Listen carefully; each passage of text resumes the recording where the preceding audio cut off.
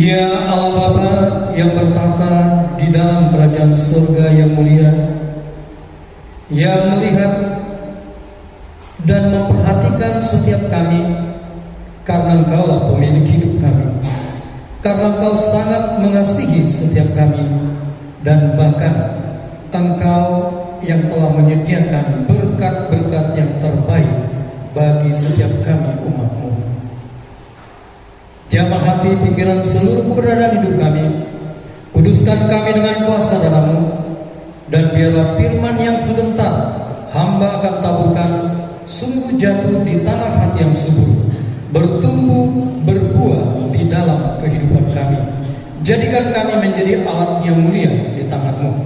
Pakai hamba-Mu, layakkan, kuduskan, dan sembunyikan di balik salib-Mu, supaya kebenaran firman ini sungguh menjadi kemuliaan bagi nama-Mu dan memberkati, membawa kami bertumbuh menuju keserupaan dengan Kristus di dalam kehidupan kami. Dalam nama Tuhan Yesus, haleluya, amin. Saya memberikan judul 5 makna kenaikan Yesus. 5 makna kenaikan Yesus. Saya bacakan kembali ayat yang ke-19. Sesudah Tuhan Yesus berbicara demikian kepada mereka, terangkatlah ia ke surga, lalu duduk di sebelah kanan Allah. Sebelumnya Tuhan Yesus menampakkan diri setelah dia bangkit dari kematian, menampakkan diri kepada murid-muridnya, dan terakhir kepada ke-11 rasul. Dia menampakkan diri, kemudian berbicara dengan mereka, dan akhirnya setelah Yesus selesai berbicara kepada rasul-rasul, dia kembali ke surga. Filipi 2 ayat 6 dan 7. Saya bacakan untuk kita semua. Yang walaupun dalam rupa Allah tidak menganggap kesetaraan dengan Allah itu menjadi milik yang harus dipertahankan, melainkan telah mengosongkan dirinya sendiri dan mengambil rupa seorang hamba dan menjadi sama dengan manusia. Dari sini kita melihat Yesus terangkat, Yesus kembali ke surga karena memang di sanalah tempatnya. Yesus berasal dari surga, bukan hanya berasal, dia adalah pemilik surga itu sendiri. Makna yang pertama, Yesus membuktikan dia adalah Allah yang sejati. Oleh sebab itu, ini sangat penting bagi kita menyadari Yesus adalah Allah yang sejati. Dia datang ke dunia ini hanya untuk menolong kita, hanya untuk membebaskan kita dari kutuk dosa yang akan membawa kita kepada kematian yang kekal di neraka untuk selama-lamanya. Di neraka disiksa siang dan malam, dibakar dengan api belerang, tidak mati-mati menjerit terus, ada gertak gigi di sana. Semuanya itu adalah siksaan yang kekal. Karena begitu besarnya kasih Allah, karena begitu besarnya kasih cinta Yesus kepada saya dan setiap kita, dia datang dan mengambil rupa seorang hamba menjadi sama dengan manusia. Yesus kembali kepada kemuliaannya di surga, kepada keallahannya, ke tempat asalnya. Untuk apa? Yang kedua, memberikan jaminan yang kekal. Tuhan memberikan jaminan hidup yang kekal bagi setiap manusia. Syaratnya hanya satu, percaya, menerima Yesus sebagai Tuhan dan Juru Selamat di dalam hidupnya. Tidak peduli apakah kita suku Batak, apakah Jawa, Padang, Dayak, Cina, Arab dan sebagainya, Tuhan mati untuk kita semua. Jadi Tuhan menunjukkan kasih-Nya yang begitu luar biasa. Kenapa? Memberi jaminan yang kekal. Janganlah gelisah hatimu, percayalah kepada Allah, percayalah juga kepadaku. Di rumah Bapakku banyak tempat tinggal. Jika tidak demikian, tentu aku mengatakannya kepadamu. Sebab aku pergi ke situ untuk menyediakan tempat bagimu. Dan apabila aku telah pergi ke situ dan telah menyediakan tempat bagimu, aku akan datang kembali dan membawa kamu ke tempatku, supaya di tempat di mana aku berada, kamu pun berada. Ini adalah jaminan yang kekal. Tidak ada pribadi yang ada di dunia ini, sehebat apapun, semulia apapun dia dipandang manusia, tidak ada yang bisa memberikan jaminan yang kekal. Yesus sendiri kembali ke surga untuk saya, untuk setiap kita yang ada di tempat ini. Berbahagialah kita punya Allah yang luar biasa, yang memiliki jaminan yang pasti, yang menjamin kita untuk tinggal selama-lamanya di surga yang mulia. Dan jelasnya Tuhan berkata, Yesus menyediakan tempat bagi setiap kita. Bukan hanya menyediakan tempat, tapi Dia akan datang kembali untuk membawa kita tinggal bersama-sama dengan Dia di surga yang mulia. Amin. Jaminan yang tidak pernah akan kita terima dari siapapun selain Yesus Kristus Tuhan. Oke, yang selanjutnya, yang ketiga, saya bacakan penggalan yang terakhir di ayat yang ke-19. Lalu duduk di sebelah kanan Allah. Duduk di sebelah kanan Allah. Untuk apa Yesus duduk di sana? Ibrani 7 ayat 25. Saya bacakan. Karena itu Ia sanggup juga menyelamatkan dengan sempurna semua orang yang oleh Dia datang kepada Allah, sebab Ia hidup senantiasa untuk menjadi pengantara mereka. Ibrani 8 ayat 1 dan 2. Inti segala yang kita bicarakan itu ialah kita mempunyai imam besar yang demikian, yang duduk di sebelah mana? Di sebelah kanan tahta Allah yang maha besar di surga, yang melayani ibadah di tempat kudus, yaitu di tempat kemah sejati yang didirikan oleh Tuhan dan bukan oleh manusia. Perhatikan ya dengan baik.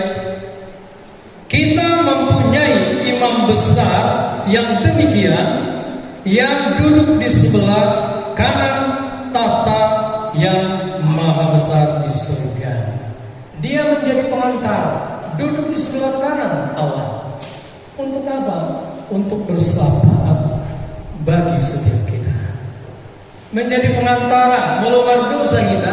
Roh Yesus, kita dikuduskan. Kita layak kembali di hadapan Allah. Kalau kita sebelum ibadah berdoa bersama, supaya apa? Supaya layak kita melayani. Tanpa kelayakan, tanpa pengantaraan Yesus, di mana Dia menguduskan kita oleh kuasa darahnya, enggak ada satupun kita di tempat ini, termasuk saya, yang layak untuk datang melayani Allah, melayani Raja di atas segala raja. Untuk datang ya kepada tata kasih karunia Allah harus melalui Yesus Kristus Tuhan. Darahnya menyucikan, menguduskan, melayakkan kita. Dan oleh karena namanya, semua kerinduan kita, doa-doa kita, harapan-harapan yang kita naikkan kepada Allah dijawab Allah tepat pada waktunya. Karena itu disampaikan Yesus kepada Allah Bapa di surga. Yohanes 14 ayat 16 dan 17. 1, 2, ya. Aku meminta kepada Bapa, dan Ia akan memberikan kepadamu seorang penolong yang lain, supaya Ia menyertai kamu selama-lamanya, yaitu Roh kebenaran. Dunia tidak dapat menerima Dia, sebab dunia tidak melihat Dia dan tidak mengenal Dia. Tetapi kamu mengenal Dia, sebab Ia menyertai kamu dan akan diam di dalam kamu. Nah, perhatikan amang-inang. Makna yang keempat, Yesus terangkat, Yesus kembali kepada kemuliaannya di surga. Untuk apa? Maknanya apa? Supaya Roh Kudus menggantikan perannya di dunia ini, di dalam kehidupan kita. Makanya dikatakan Roh kebenaran itu Ia menyertai kamu dan akan diam di dalam kamu. Roh Kudus Dia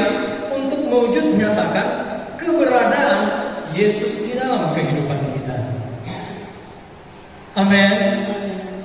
Roh Kuduslah yang menunjukkan kehadiran Kristus di dalam hidup kita.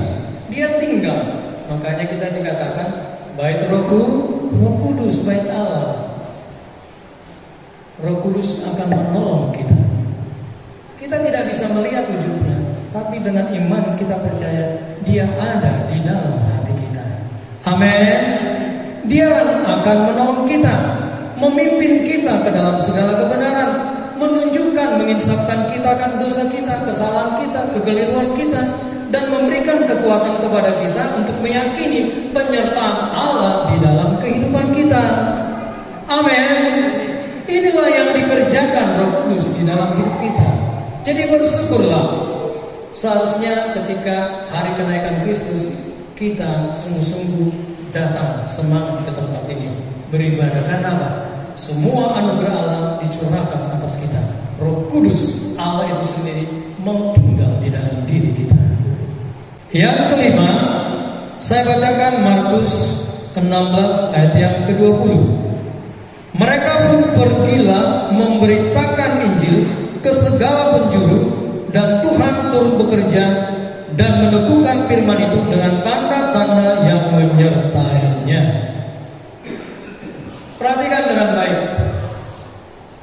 Makna yang kelima, kenaikan Yesus ke surga, supaya kita memberitakan Injil. Makna yang kelima, supaya kita memberitakan Injil.